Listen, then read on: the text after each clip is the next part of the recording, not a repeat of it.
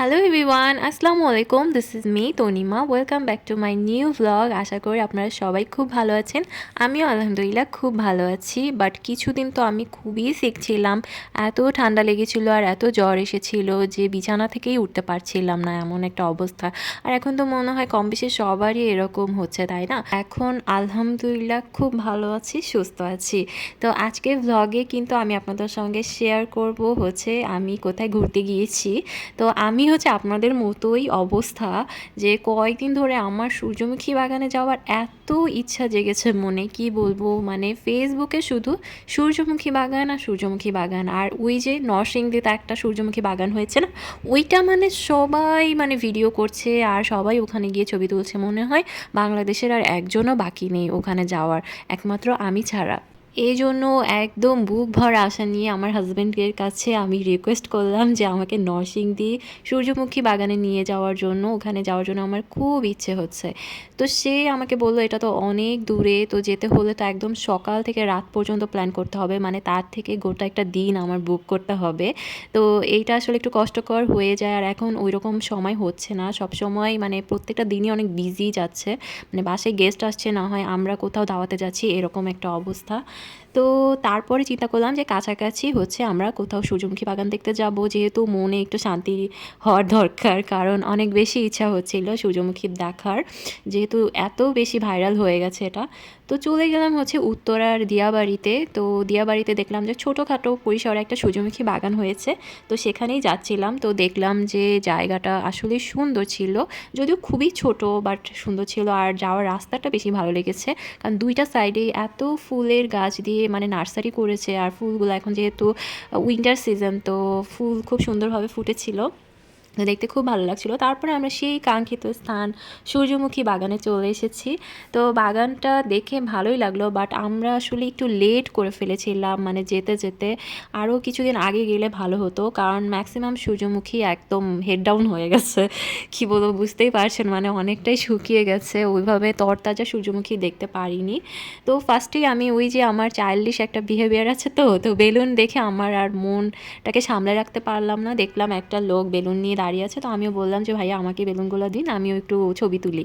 তো তারপরে সূর্যমুখী বাগানে ঢুকে পড়লাম। এখানে জন প্রতি হচ্ছে 30 টাকা করেছিল, মেবি 20 টাকা হতে পারে, আমার ঠিক খেয়াল নেই, ভিডিওতে আছে, আপনারা দেখে নিতে পারবেন। তো দেখলাম সূর্যমুখী এরকম অবস্থা, আর খুব বেশি বড় সূর্যমুখী না, একটু সাইজে ছোট সূর্যমুখী ছিল। তো দেখে ভালোই লাগছিলো, মনটা আনন্দই লাগছিল যে সূর্যমুখী বাগানে অন্তত আসতে পেরেছি। সূর্যমুখীর কোয়ালিটি ভালো হোক আর খারাপ হোক, আসতে তো পেরেছি, এটাই অনেক বড় কিছু। আর আমার হাজব্যান্ড যে আমাকে নিয়ে আসবে এইটাও মানে আমি ভাবতে পারিনি, খুব সারপ্রাইজ হয়ে গিয়েছিলাম। আর কয়েকদিন তো অসুস্থ ছিলাম, এর জন্য হয়তো সে একটু দয়া করে নিয়ে এসেছে। তবে ওইরকম ব্যাপার না, সে আসলে সবসময় আমাকে সব জায়গায় ঘুরতে নিয়ে যায়, যখন যেখানে যেতে চাই। আপনারা তো ব্লগ দেখতে দেখতে জানেনই যে কত জায়গায় আসলে ঘোরাঘুরি করা হয়। তো এই তো সূর্যমুখীর সঙ্গে আমি ছবি তোলা ভিডিও করা শুরু করে দিলাম, আর আমার একমাত্র হচ্ছে ক্যামেরাম্যান হচ্ছে আমার হাজব্যান্ড, তো সেই করে দিচ্ছিল। তো তারপরে এখানে ঘোরাঘুরি করছিলাম অনেকক্ষণই, প্রায় সন্ধ্যে পর্যন্ত আমরা ঘোরাঘুরি করলাম। আর দেখলাম অনেক ভিড় ছিল, যেহেতু হচ্ছে ফ্রাইডে ছিল, তো মানুষ আসলে ফ্রি টাইমে চলে এসেছে এখানে। আর সবাই তো খুব শাড়ি পরে সাজুগুজু করে চলে এসেছে, আমি ওভাবে যাইনি, আমি সিম্পলভাবেই গিয়েছিলাম। বাট ভালো লেগেছে, আর কমফোর্টেবলভাবে কোনো কিছু এনজয় করতে ওইটাই কিন্তু বেশি ভালো লাগে, তাই না? তো দেখলাম অনেকটা ভিড় আর মানুষ, মানে একটা মনে হয় বড় সূর্যমুখী ছিল, সেইটা ধরে মানে সবাই ছবি তুলছে, ওইটার জন্য মনে হয় লাইন দিয়ে দাঁড়াতে হবে। তো যাই হোক, আমি দূর থেকেই হচ্ছে সূর্যমুখীর ছবি তুলছিলাম। তারপরে দেখলাম হচ্ছে রোজ বিক্রি করছে একটি মামা, তো ওই দিন ছিল রোজ ডে। তো আমার হাজব্যান্ড বললো যে তোমাকেও একটি রোজ কিনে দেই। তো আমিও বললাম ঠিক আছে, ভালোই তো হয় তাহলে, আর আমার তো ফুল খুবই ভালো লাগে, আর গোলাপ ফুল হলে তো কথাই নেই। তো সে আমাকে একটি গোলাপ ফুল কিনে দিল। তারপরে দেখলাম হচ্ছে ওখানে পাঁপড় বিক্রি করছিল, তো আমরা হচ্ছে পাঁপড় নিয়ে নিই আর পাঁপড়টা খেতে থাকি।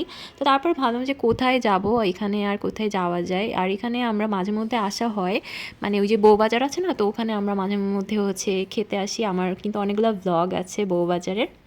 তো তারপরে আমরা উত্তরার হচ্ছে একটি মুড়ি ভর্তার দোকানে চলে আসি। এইটা মুড়ি ভর্তা যে আমার কি ভালো লাগে, আর ফুচকাটা, টক ফুচকা, ওফ, এইটার কথা কি বলবো। আপনারা যদি একবার ট্রাই করেন তাহলে ট্রাস্ট মি, আর অন্য কোনো ফুচকা ভালো লাগবে না, এইটা এত বেশি মজা। আর মুড়ি ভর্তাটার কথা কি বলবো, এইটাও অসাধারণ, মানে ওই লেভেলের অসাধারণ। দোকানটার নাম ছিল ঢাকাইয়া মুড়ি ভর্তা। এটা উত্তরাতে, আপনারা ম্যাপে সার্চ দিলে ইজিলি পেয়ে যাবেন লোকেশনটা। তো তারপরে আমরা ফুচকা খেয়ে নিলাম, মুড়ি ভর্তা খেয়ে নিলাম, আর সব শেষে খেলাম হচ্ছে চা। তো এই ছিল আমার আজকের ব্লগ। আশা করি আপনাদের ভালো লেগেছে। ভালো লেগে কিন্তু অবশ্যই লাইক কমেন্ট শেয়ার করে ফেলবেন, আর আমার চ্যানেলটিতে প্লিজ সাবস্ক্রাইব করে দিবেন আরও কিছু ভিডিও দেখার জন্য। মানে আমি তো রেগুলারই ভিডিও আপলোড করি, তো অবশ্যই সেগুলো দেখবেন। সবাই ভালো থাকবেন। আল্লাহ হাফেজ।